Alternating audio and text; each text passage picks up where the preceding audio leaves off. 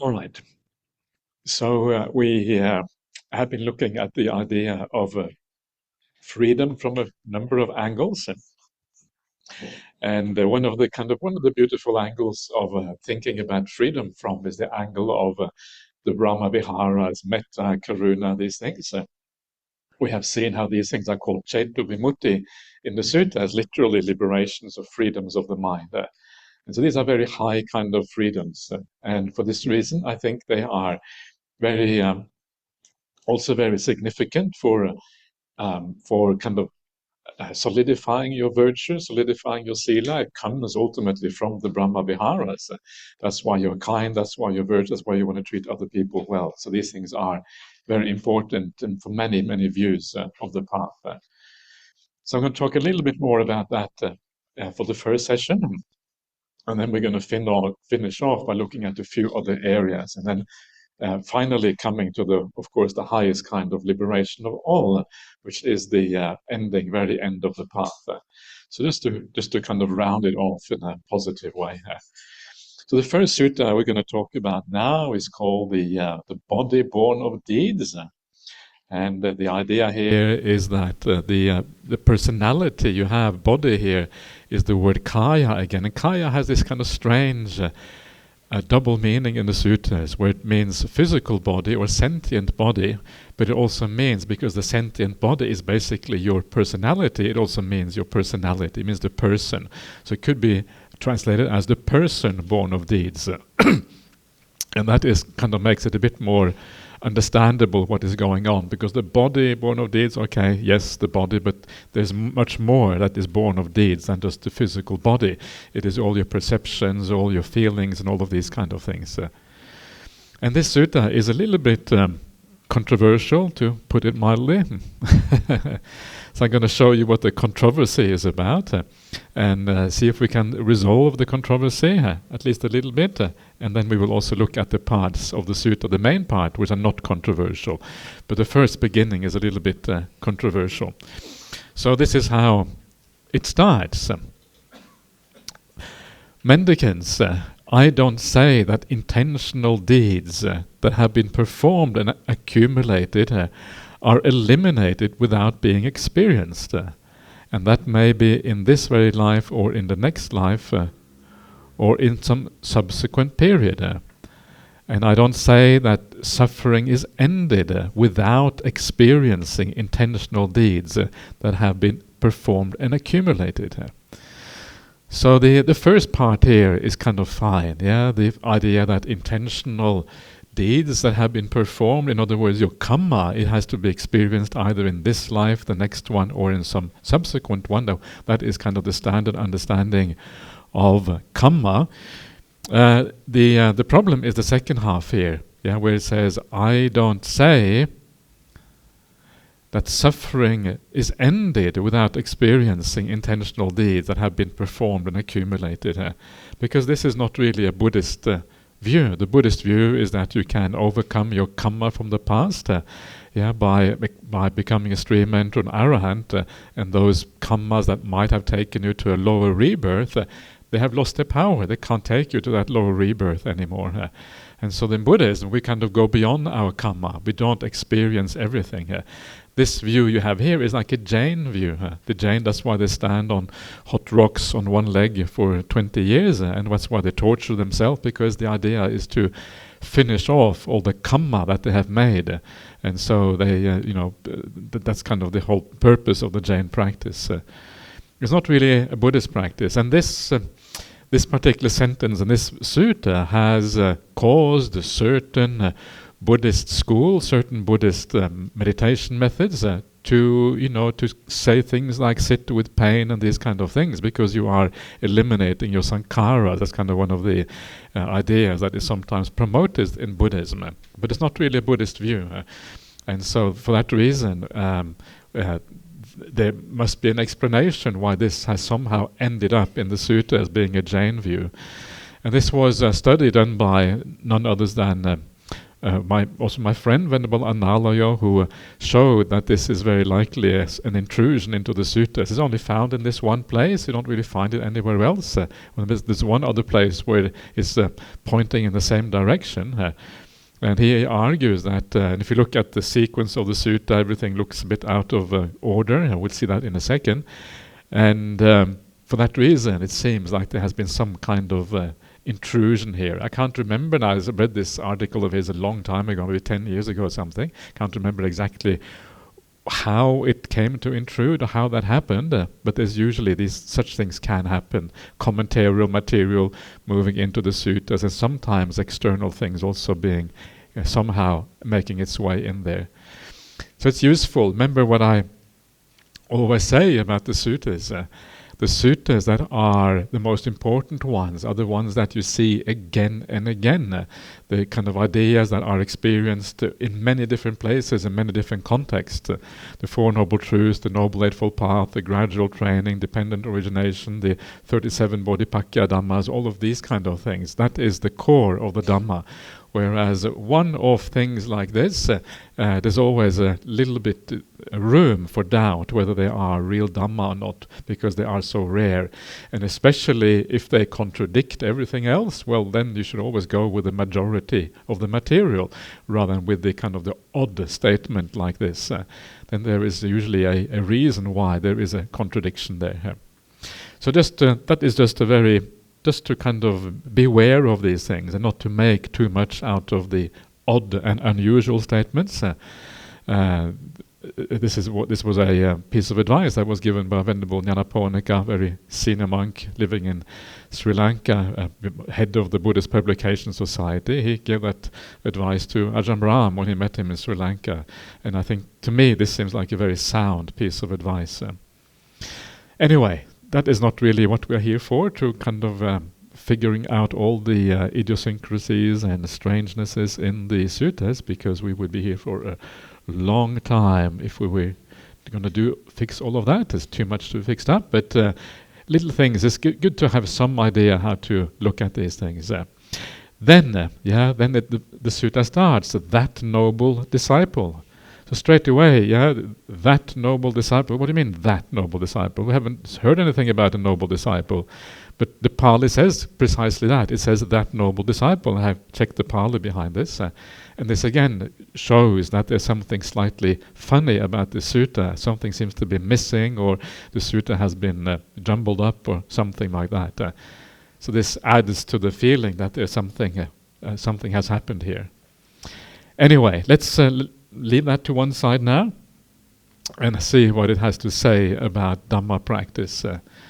So that noble disciple is rid of desire, rid of ill will, unconfused, aware and mindful. So you have got rid of the main kind of defilements here, maybe all defilements.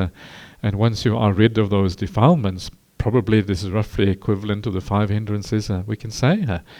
Once that is the case, then you meditate, spreading a heart full of love. The metta. What is the Pali word here? Metta, not chitta-vimutti. Metta sahagata. Okay, good. Thank you. So metta. Whatever. So heart full of love to one direction, the second and the third and the fourth. So this is what we have seen before, the idea of spreading metta all the way around to the 4 directions, and the same above and below and across and everywhere and all around. They spread a heart full of love to the whole world, abundant, expansive, limitless, free of enmity and ill will. So this is the standard way that the metta is explained in the suttas. And again, it seems it's very lofty.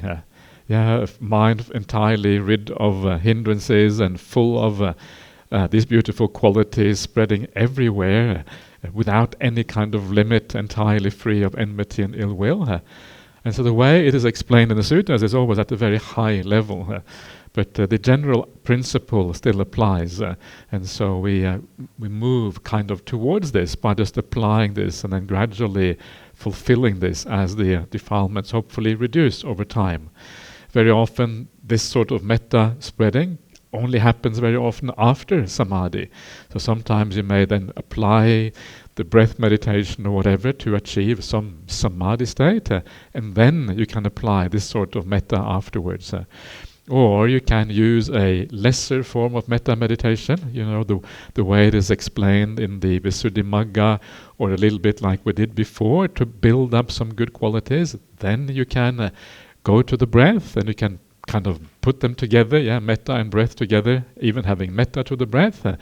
And then as you do that, you can again achieve some samadhi state and then come back to the metta again afterwards. All of these things are possibilities. But what is described here is a very lofty kind of metta. It's something often to be aspired for or aspired to. And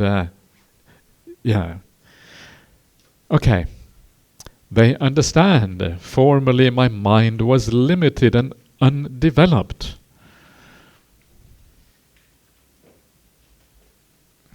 Now it is limitless and well developed. So this is what it means to develop your mind. You develop it in metta in this way.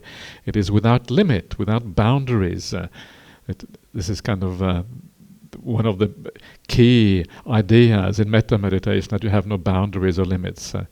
Whatever limited deeds I have done don't remain and persist there. This we also saw before, the idea of limited deeds not persisting. And again, you can see here that those limited deeds are the deeds that ripen in kamma elsewhere. But now those deeds cannot ripen anymore. That's what it's saying here. Those limited deeds are gone. And so because they cannot ripen, it means that the kamma, you haven't actually felt or experienced that kamma, you just go beyond it. And then based on that unlimited metta, you can then make an end of the path, you can become a stream mentor or an arahant. So that means you don't have to experience everything. It's kind of just reinforcing what I was saying before. So all of those limited things are not there anymore. You experience this extraordinary developed mind.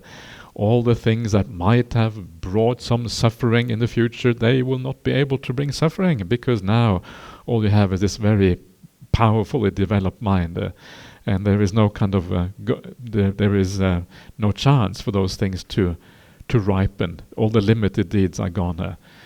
So very powerful states that take you beyond the ordinary existence of human beings.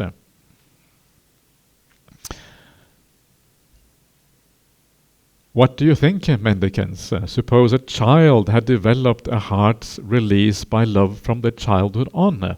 Would they still do any bad deeds? So if you develop this metta, can you do any bad deeds? So your mind is limited, nothing really remains, as said before, of these limited deeds. They can't persist and remain there. And the answer is, of course, no, sir. They cannot do that. Not doing any bad deeds, would they still experience any suffering? And here it's a little bit unclear. You'll see in a second what that means really. Can you be reborn to experience suffering? That seems to be the meaning here. No, sir, for if they don't do any bad deeds, from where would suffering afflict them? Where would suffering come from once you get reborn? This heart's release by love should be developed by women or men. So again, everyone should develop this. For neither women nor men take this body with them when they go. This mind is what's inside mortal beings. They understand whatever bad deeds I have done in the past. With this deed-born body I will experience here. It will not follow me to the next life. So the body is left aside, and the body is kind of where you experience so much of the suffering. Once the body is put down, then there is no more of that suffering in the future. Your mind is what you take with you into the future. So the mind can be purified to a very high degree. The body is a lost cause. You can't really purify it. It is what it is. It is full of dukkha. What does it say in one of the suttas? The body is like an abyss of endless dukkha. There is no end in sight. As long as you have this body, there's no way out. So that's kind of the bad news. The good news is you can overcome it in your next existence. it will not follow me to my next life. The heart's release by love developed in this way leads to non-return for a wise mendicant here who has not penetrated to a higher freedom. You become a non-returner. Yeah, this is because these are equivalent to the jhana states or beyond the jhanas, and so you never come back to this existence again by developing these things, especially if you are an Aryan, actually only if you are an Aryan, and then you are on the way out of here. They meditate, and then we have the same thing for the other 4 Brahma Viharas. So this is the kind of higher development of the Brahma Viharas. And then you spread with a heart full of compassion, spreading a heart full of rejoicing. The meditator spreading a heart full of equanimity to one direction, to the second, to the third, and to the fourth. In the same way, above, below, across, everywhere, all around, they spread a heart full of equanimity to the whole world. Abundant, expansive, limitless, free of equanimity and ill will. They understand formerly my mind was limited and developed. Now it is limitless and well developed. Developed mind is good, right? It's full of happiness and rejoicing and liberated and all of these kind of things. Yeah. What limited deeds I've done don't remain and persist there. All that sense of being limited within, all that is done away with. No limits, boundless mind inside. And of course that boundlessness then leads to a boundless rebirth as a consequence. So it's all very good news if you can do these things. We need more good news in the world, so please be a good news person. This is how this happens. What do you think, mendicants? Suppose a child had developed a heart released by equanimity from childhood on. Would they still do any bad deeds? No, sir. Not doing any bad deeds, would they still experience any suffering? No, sir. For if they don't do any bad deeds, from where would suffering afflict them? So the body might still give you a bit of suffering, but the mind is free, and then you get reborn accordingly. This mind's release by equanimity should be developed by women and men. For neither women nor men take this body with them when they go. The mind is what's inside the mortal beings. They understand whatever bad deeds I have done in the past with this deed-born body, I will experience here. It will not follow me to my next life. The heart's release by equanimity in this way leads to non-return for a wise mendicant here who has not penetrated to a higher freedom. So, metta.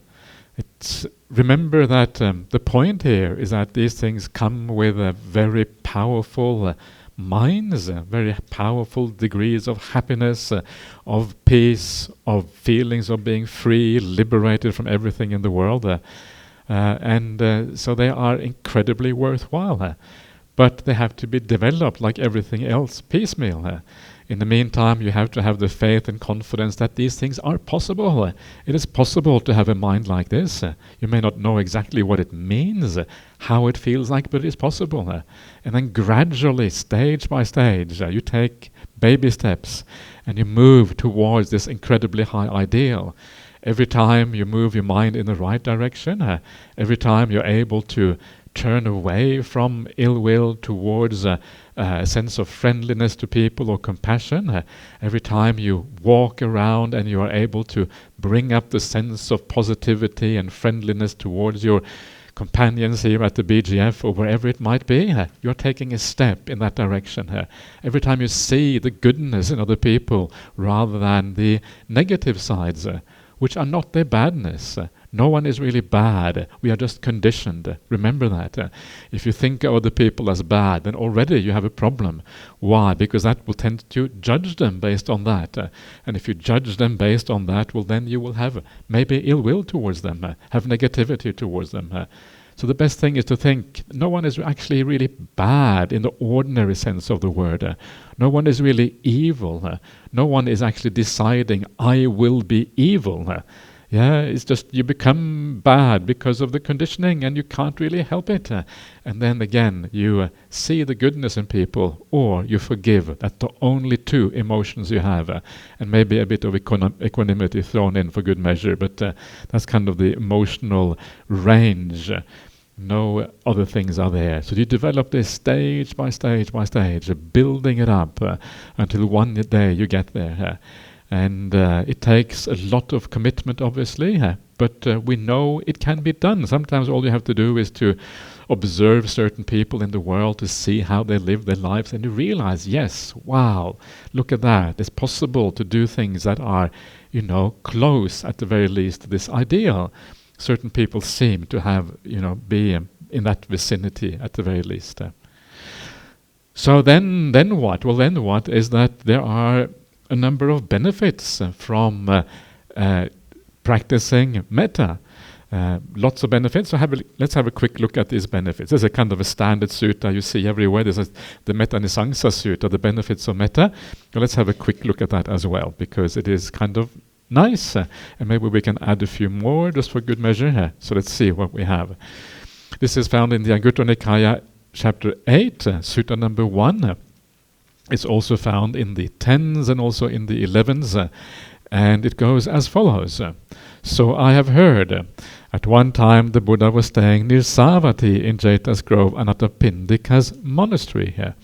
There the Buddha addressed the mendicants. Venerable Sir, they replied, and the Buddha said this. Mendicants, you can expect 8 benefits when the heart's release by love has been cultivated, developed, practiced, made a vehicle and basis, kept up, consolidated, and properly implemented. What 8? So again, to get the full benefit, you really have to do it all the way. Yeah, this is again these words that show a very, very high degree of development, made it a vehicle. In other words, you make this kind of the main thing that take you towards awakening. It's consolidated, properly implemented. So what are these 8? So the number 1 is you sleep at ease. So I think sukkang suppati or something like that. Supanti. Supati. Okay, whatever, I guess. You sleep at ease. Yeah, you sleep happily. It's kind of sukkang really means happily. Yeah. So you sleep happily. That's kind of nice, isn't it? You lay down on your pillow, and as soon as your head hits the pillow, you're snoring away happily. And some people are like that. Yeah, they just lie down and straight away you fall asleep because you go to bed. You don't go to bed before you're tired anyway. So the moment you hit bang, then you sleep away. And I know some people who are like that. And if you are not like that, practice more metta. That is the answer. Isn't that also already as a nice benefit, isn't it? No kind of sleepless nights. Because why is that? Well, first of all, because you don't worry about anything. If you have a lot of metta, there's nothing to worry about in the whole world. What are you going to worry about if you feel loving kindness towards the whole world and everyone around you? No matter what happens, you're going to be fine. So even if someone comes to kill you, it's not a big deal anymore because you know that you will get a good rebirth. And if killing is okay, well then everything else is also okay because everything else less than dying. So no worries. That's an Australian saying. That's no worries. That's kind of what they say in Australia. So maybe that's a sign of metta. No, I don't know about that. So you fall asleep easily. What is the next one? You wake up happily. You have been reading ahead, okay? So when you wake up happily. So not only do you sleep happily, you wake up happily as well. Wake up in the morning, you're bright, you are happy, and you are ready for the day ahead of you. Instead of waking up kind of grumpy and miserable. Oh, I've got to get up now, the alarm bell goes. Ideally, you don't sleep with an alarm clock, right? No need for alarm clock. You just wake up when you wake up. Yeah? Okay, if you're late for work, okay, big deal, right? Okay. At least you slept well, so that's fine. And I think most monastics don't have alarm clocks. I certainly don't have an alarm clock. I never use an alarm clock. Ajahn Brahm never used an alarm clock. And because why would you want to use an alarm clock for? It seems it's just hassle, right? This kind of thing ringing in your ear, you sleep, and then you wake up happily, and then you're okay.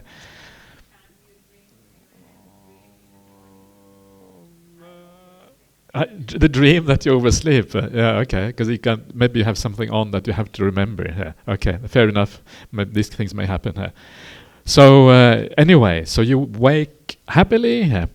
You don't have any bad dreams. That's why you wake up happily as well. You don't have any nightmares. You don't nothing really happens. You have good dreams. You have happy dreams.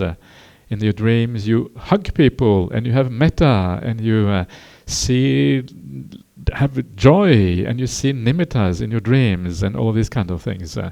People who have really deep meditation, this can happen for them in their dreams, right? They do something in their dream that is unusual, like a Buddhist act. You bow down or something like that, and you get so much bliss that the nimitta comes up, and then bang, you wake up and you go straight into samadhi straight away. This happens to people, with really, really good meditation, and that's kind of nice, So no bad dreams. Only good dreams. Humans love you. You get well liked if you have a lot of metta. People like you because they feel that you are no danger to them, and you are friendly, and you have good vibes, and all of these kind of things. So human beings like you. It's nice to be liked. It's also a bit of a hassle to be liked. Look at the people who get really famous, and people like them too much, and they can't go to the toilet without being hassled on the toilet. That's that's the problem sometimes. So have metta, but hide it a little bit. Don't show it to everyone, because otherwise, too much trouble in the world. But it's nice to be liked. It's nice to be friendly with people. It's nice to feel that, because it also has. First of all, your life is much more easy when that happens, when other people like you. Secondly, it's also easy to reach other people, easy to talk to them about problems. They will listen to you more.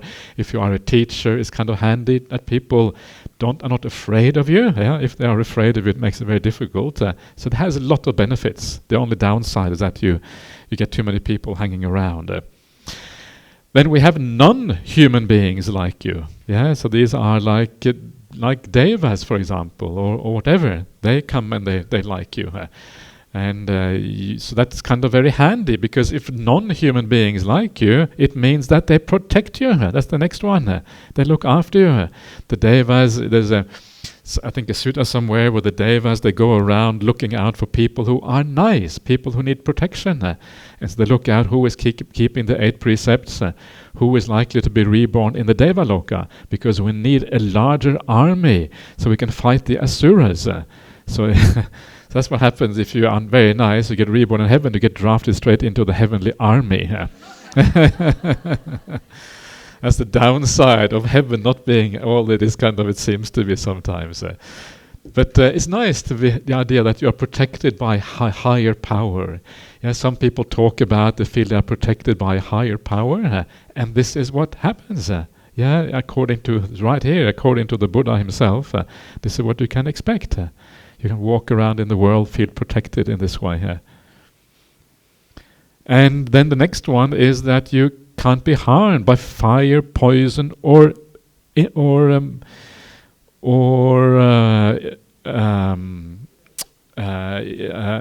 weapons. Weapons is better. Weapons or knives. I think I prefer. Blade is a bit weird. I don't know why he says that. That's what he says. But so you can't be harmed. Why not? Well, maybe because the devas are looking after you. So if there's a fire, they lift you out of the fire zone. If there is a weapon or something, maybe they just hold back the weapon. If there is poison, maybe they warn you. Don't take that. That's poison. Take instead the nice drink that has been offered to you. So these things can't harm you. If you don't reach any higher, you will be reborn in the realm of divinity. You will be reborn in the Brahmaloka. You hang out with the Brahmas. And that is not a bad thing if you don't go even higher.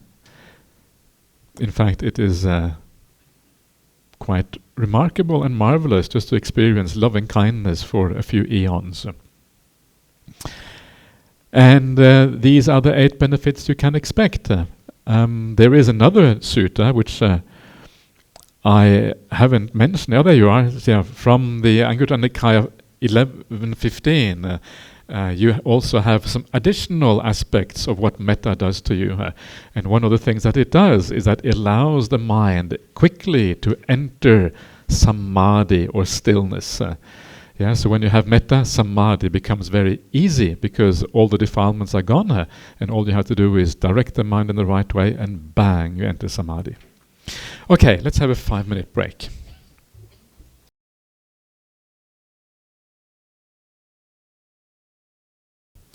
Okay, I suppose we can carry on. So, any questions or comments, please? Ajahn, Yeah, please. one question about the devas who protect us. Uh-huh. You mentioned that because they need an army to fight the asuras. So logically, I would think they want you to die and move on to their realm, right? As fast as possible, so they'll increase their members. Thank you. Yeah, I don't think they work quite like that. They're not that. They have a lot of metta, those devas. So they logically I agree with you, but I think too much metta for that to happen.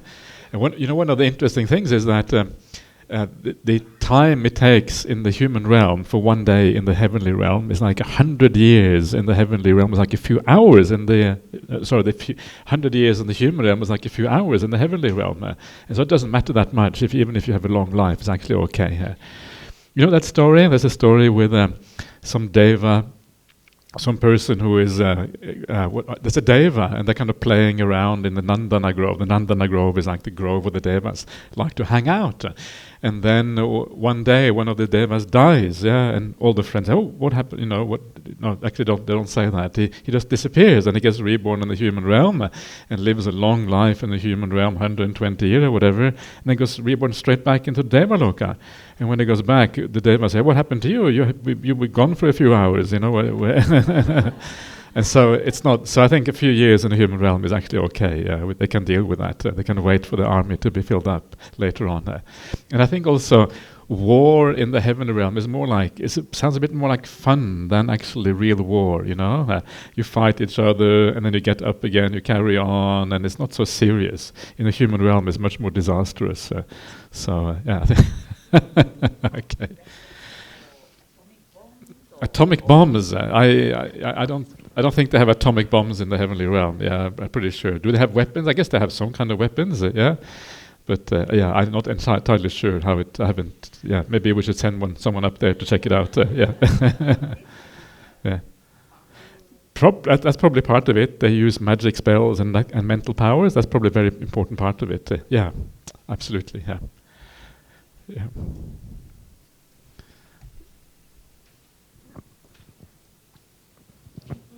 Good morning, Ajahn. Good morning.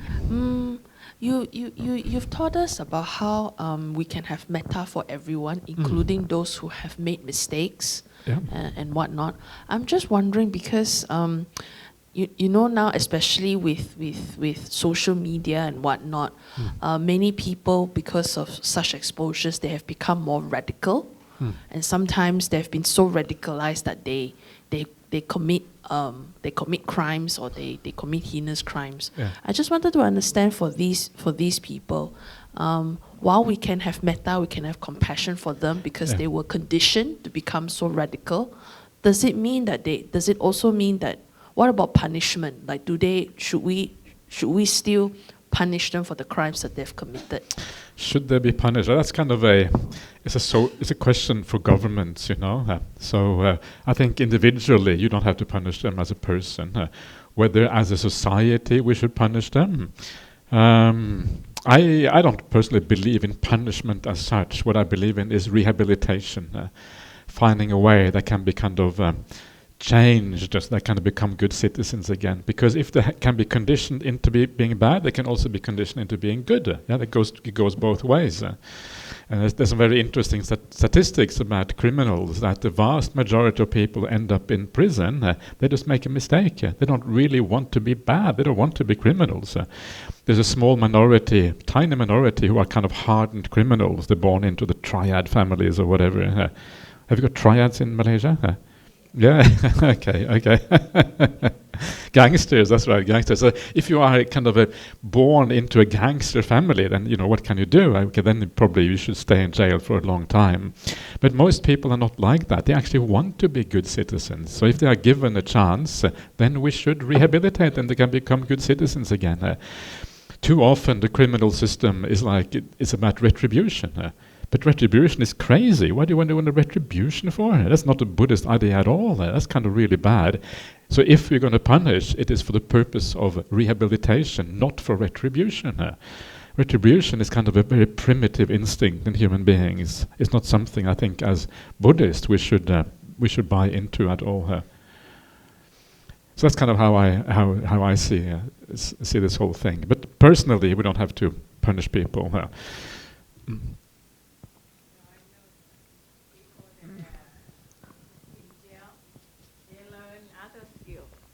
Learn other ways to break into houses. No, they learn other skills. Other skills, okay. Other profession. Yeah, sometimes they do. Yeah. Yeah, when they come out, they have some new knowledge and they can do other kind of work, right, yeah. Because they learn, in jail. They learn the precepts. They come out. They become a bhikkhuni afterwards when they come out. Become bhikkhu. Yeah. Yeah, that's it. Okay, good. Yeah, it's not all bad, indeed. Yeah, no, that's true. Yeah, sometimes you do. That's what a good kind of prisons. You learn something useful while you're there. That's exactly right. Yeah. So yes, anyone else? Yeah, a few at the back there.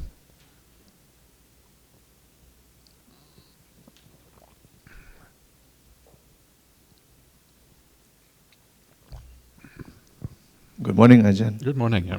Yeah, with regards to your previous sutta on 10.219, yeah, where you mentioned about the heart released by the 4 Brahma Viharas, developed in this way leads to non-return for a wise mendicant here who has not penetrated to a higher freedom. Can you explain what you mean by non-return and penetrated to a higher freedom? Yeah, sure. Okay, I went over these things a bit fast. So non-return means you become a non-returner. It means that you're on the 3rd stage of awakening. The 3rd stage of awakening is when, first of all, you become a stream enterer. That's the 1st stage of awakening. You have maximum 7 lives, and you become a fully awakened.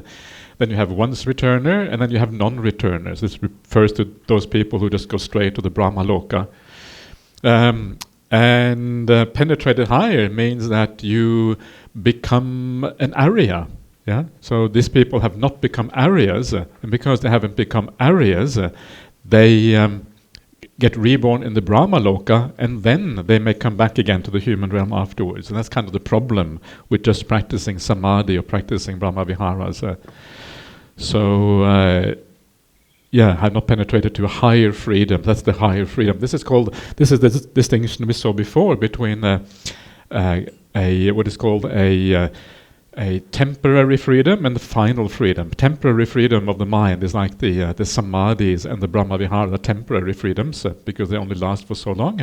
Whereas the final freedom is the arahantship and taking the path all the way to the end. Yeah. Makes sense. Thanks, Ajahn. Yeah. Next question, Ajahn, here is on the benefits of love. Here in this particular sutta, it talks about the 8 benefits.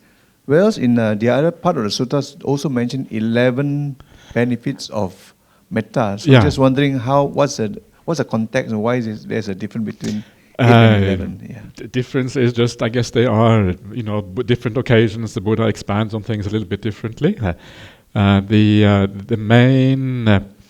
The main difference, and that's why I added the 9th factor there, it leads to samadhi very quickly, if you have that. I added that on purpose. And the 2 last ones, I can't remember what they are now, but they didn't look all that interesting, so I just left them out. The last 2 is countenance is serene and die peacefully. Die peacefully, right? That's a good one. And the other one was what? The other one here, he has got a what do you call serene? Serene appearance. Okay, yes. So okay, so that's okay. Fair enough. You have a serene appearance. Dying peacefully is quite nice. That's kind of useful. So you die peacefully. Yeah. But I can't remember why I left them out. But I just thought these are the most interesting ones. And maybe I was wrong. Maybe I should have taken everything here. Anyway, yeah. Thank you, Ajahn. Thank you. Good morning, Ajahn. Good Hope morning. you are enjoying your coffee. Okay, my question is about the recollection of the Sangha. Yeah. On page 76. Yeah. It's a very basic question. So, what are these 4 pairs and 8 individuals? Okay, the 4 pairs and the 8 individuals. But these are the Aryas. These are the noble ones. These are the ones who have seen the Dhamma. These are the ones who are secure. They will move towards enlightenment whether they want to or not. Of course, they want to. That's kind of the nice thing. Your wants are aligned with the reality. So it starts off with, you have the 4 pairs, we just mentioned them, or the 4 kind of basic individuals, the stream enterer, Sotapanna, once returner, Sakadagami, non-returner, Annagami, and the Arahant, the perfected one. And then you have the people who are on the path to becoming those 4. In other words, they will become a stream enterer in this life. You will become an Arahant in this life. You will become a once returner in this life. You're on the path to becoming these things. So you have reached a certain point where it is irreversible. You will have to end up with those 4 qualities. So those are the 8 individuals. Did I make any sense? Yeah? Okay, good. So these are just the areas. This is the classification of areas. So I didn't go into it. It's not that important. What matters is that we kind of come to the point where you get a deep insight into reality. That's the important point. And then if that's deep enough, you are then an Arya as a consequence. Ajahn, thank you. Yeah. Happy morning. There you are. Okay. Hi. Yeah. I hear the kind of disembodied voice. Yeah. Okay. Yeah. This is a very perhaps silly question or a basic question. They're usually the good ones. Yeah. I'm sure everyone here knows how they're reaching certain things. But our mind is very powerful. So when do we know that we are not getting a trip on ourselves and say, oh, I've reached metta, or I've reached whatever samadhi. And we've actually reached that because we don't always have you around to have feedback and to ask. Or sometimes we could be fooling ourselves. How do we know when we're not fooling ourselves on some crazy journey or when we really reach samadhi? Yeah, okay. And this out. Thank you. Right. So in terms of the Brahma Viharas, the way you know that is one of the other sutras. Remember it was saying that there was a monk saying, oh, I've developed the metta fully, but I still get angry. Yeah? Okay. No, in that case, you haven't developed it fully. So you never have any anger. You never have any irritation. You never have anything like that. You always have a sense of friendliness. That's one way you know about the metta, at least. In terms of the samadhi, again, you have to read the formula for samadhi in the sutras. It says that 5 senses are gone. So if you are in a state that 5 senses are completely gone, you cannot even access the 5 senses. And all the hindrances are completely gone. There's no akusala dhammas in the mind, unwholesome qualities in the mind. Those are some of the main identification that is really, really profound. The jhanas, basically. But there's also lots of lesser samadhis, like the light nimittas and these kind of things. There is just the being with the breath and feeling joy with the breath. All of these things are very valuable. If you can be peaceful and just enjoy the breath and have joy with the breath, that's wonderful. Yeah, that is kind of a refuge from the world right there. You're feeling something inside that is superior to what you find in the world. You can let go of the blooming world. What a wonderful thing. When the world is so troubled, when there's so many weird things going on, it's nice to be able to step away from that and find that refuge inside. So be careful to have too much desire as well for the samadhis, because that will destroy that temporary joy, the temporary peace, the temporary benefits of meditation. Yeah, even if you just feel peaceful, even if you just relax for a while, that's a positive thing. Yeah. Please. Yeah. Ajahn, I would like to seek your feedback. Okay, go for it. Okay, I remember during the Sutta, the retreat one, you actually advised not to rely on AI, which I agree with you. It's just a point of reference, like what this sister shared. We don't have the benefits of having access to the Sangha like yourself, who we can ask as and when there's conditions for us to read the Sutta. So it comes across to me that there's this search engine called Nobu. Search what? Search engine, Nobu, Norbu. Yeah. So it is it's like so-called, it's a general, it's like Google, but it is very much backed up by a group of Sangha, if I'm not wrong, and also led by Brother Lim. So, yeah. Okay, all right, okay, right, okay. Right, I remember that now. Yeah. Yeah. Right, okay. Yeah, because when I tried ChatGPT and Nobu, right? Nobu seems to be able to give me an overview just for reference. Yeah. Because I understand at the end of the day, it is the sutta itself that we need to read and understand. But being a lay practitioner and really beginners for this, actually last year I asked you, how do I start reading sutta? And you recommended the words of Buddha. And it's how jumpstart this mind interest.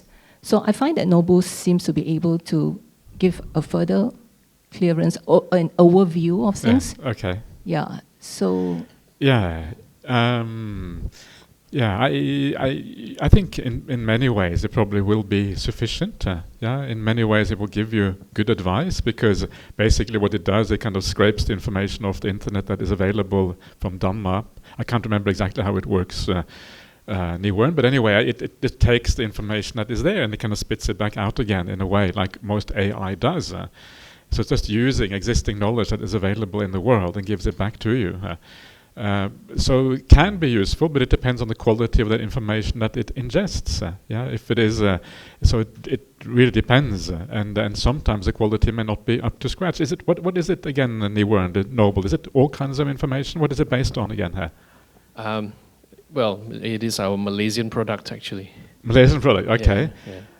Brother Kui Fong, who has together with a few, and there's a few Sangha member advisors who have. There's also Noble EBT, which the information only comes from the EBT. Only from EBT, right? Yeah. So it's still developing, but it's gaining a lot of popularity. Right. You can access it through the various languages as well. So, some of them are very active users today because they quick answers to questions that. So Nobu is your spiritual companion. So I would say that it depends on the exact information that it has been fed, and that it uses to come up with a question. So that I don't really know exactly what that is. If it is noble EBT, then this will be fairly safe. If it is kind of a broader than that, if it comes from a variety of sources, then it's very hard for me to know how reliable it is, and for anyone really to know. So I would advise you on the basic ideas of the spiritual path. Probably you get fairly good results, because the basic ideas we normally agree on. Even there can be disagreement.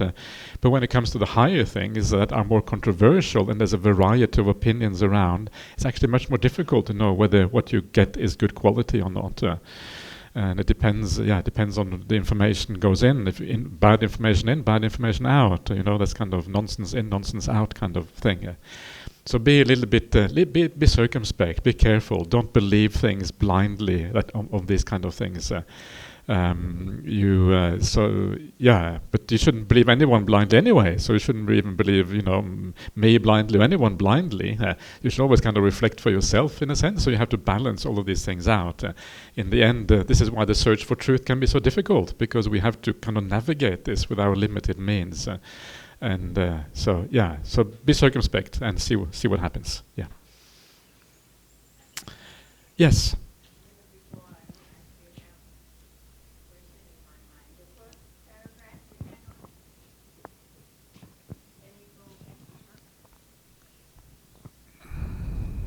About suffering.